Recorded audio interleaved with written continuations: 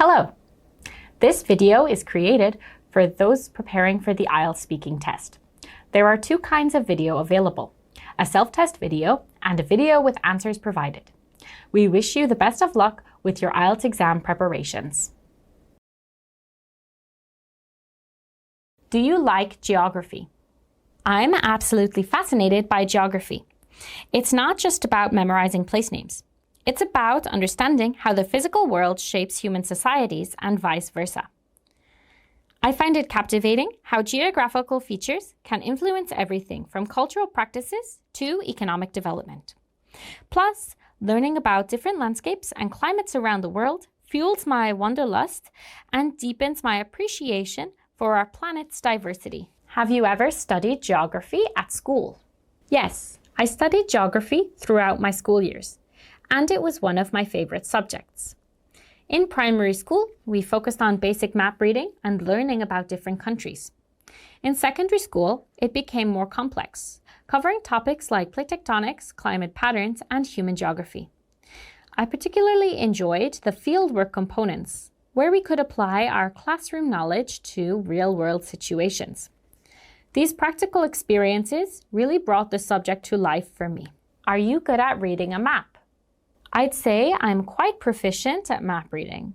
It's a skill I've honed over years of traveling and hiking. I can comfortably navigate using both digital and paper maps, understanding contour lines, scale, and various map symbols. I actually prefer using physical maps when hiking. There's something satisfying about plotting a route and tracking progress with just paper and a compass.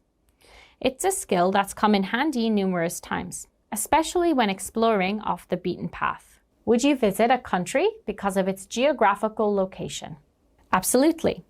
A country's geographical location often determines its unique features, which can be incredibly appealing. For instance, I'm drawn to countries in the Arctic Circle for their extraordinary natural phenomena like the midnight sun and the northern lights. Similarly, island nations in tropical regions fascinate me with their unique ecosystems and geological formations. The geographical position of a country can also influence its culture, cuisine, and way of life, which are all factors that would motivate me to visit. Ultimately, a country's location can offer experiences that simply can't be found elsewhere.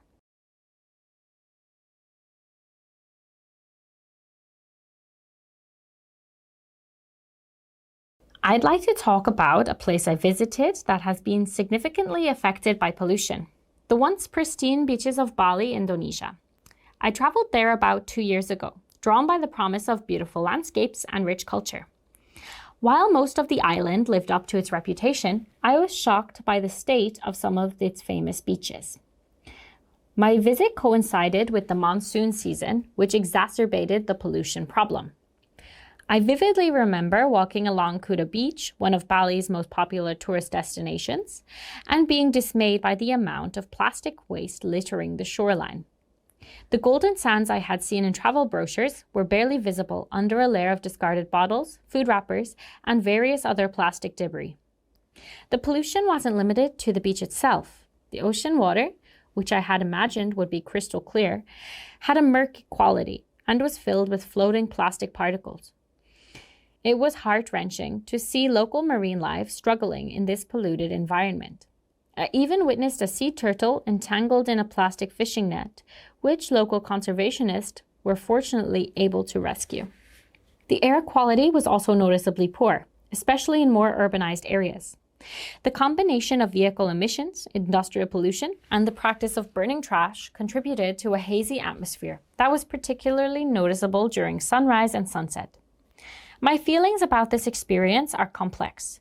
On one hand, I felt deeply saddened and frustrated to see such a beautiful natural environment so severely impacted by human activity. It was a stark reminder of the global plastic pollution crisis and the urgent need for better waste management practices. On the other hand, I was impressed by the efforts of local environmental groups and some forward-thinking businesses that were actively working to combat the pollution. I participated in a beach cleanup organized by a local NGO, which was both eye-opening and oddly hopeful. Seeing the community come together to address the environmental issues. What kinds of pollution do cities have? Cities typically face multiple types of pollution. Air pollution is often the most noticeable, caused by vehicle emissions, industrial activities, and energy production. Water pollution is another significant issue, with urban runoff contaminating rivers and groundwater. Noise pollution from traffic and construction can severely impact the quality of life. Light pollution from excessive artificial lighting affects both human health and wildlife. Additionally, cities generate enormous amounts of solid waste, leading to land pollution if not properly managed. Finally, there's also the growing concern of electromagnetic pollution from the proliferation of wireless technologies. Why don't some people care about the environment? There are several reasons why some individuals may not prioritize environmental concerns. Lack of education or awareness about environmental issues is a significant factor. Some people may feel disconnected from nature, especially in urban settings, making it harder to relate to environmental problems. Economic pressures can also lead people to prioritize short-term gains over long-term environmental sustainability. Additionally, the complexity and global scale of environmental issues can make some feel helpless, leading to apathy. Lastly, conflicting information or politicization of environmental topics can create skepticism or confusion, causing some to disengage from the subject altogether. Do you think there is more or less pollution than in the past? How about the future? Generally speaking, there is more pollution now than in the past, particularly on a global scale. The rapid industrialization of developing countries, increased global population, and higher consumption levels have all contributed to rising pollution levels. However, it is worth noting that in some developed countries, certain types of pollution have decreased due to stricter regulations and improved technologies.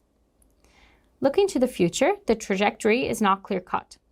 On one hand, growing awareness of environmental issues, advancements in clean technologies, and increasingly stringent regulations offer hope for reduced pollution. On the other hand, continued population growth and industrialization in developing nations could potentially increase pollution levels. The future level of pollution will largely depend on global commitment to sustainable practices and the successful implementation of green technologies. What should we do about environmental pollution? Addressing environmental pollution requires a multifaceted approach, involving individuals, businesses, and governments. On an individual level, we can reduce our carbon footprint by using public transportation, reducing energy consumption, and minimizing waste. Businesses should invest in cleaner technologies, implement sustainable practices, and take responsibility for their environmental impact. Governments play a crucial role by enacting and enforcing stricter environmental regulations, investing in renewable energy sources, and promoting sustainable urban planning. Education is also key. Raising awareness about environmental issues and promoting eco-friendly behaviors from an early age can lead to long-term positive changes. International cooperation is essential as pollution doesn't respect borders. Global agreements on reducing greenhouse gas emissions, protecting biodiversity, and managing waste are crucial. Additionally, we should support and invest in research and development of new technologies that can help mitigate pollution, such as carbon capture, advanced recycling methods, and cleaner energy sources. Ultimately, tackling environmental pollution requires a collective effort and a fundamental shift in how we view our relationship with the environment, prioritizing long-term sustainability over short-term gains.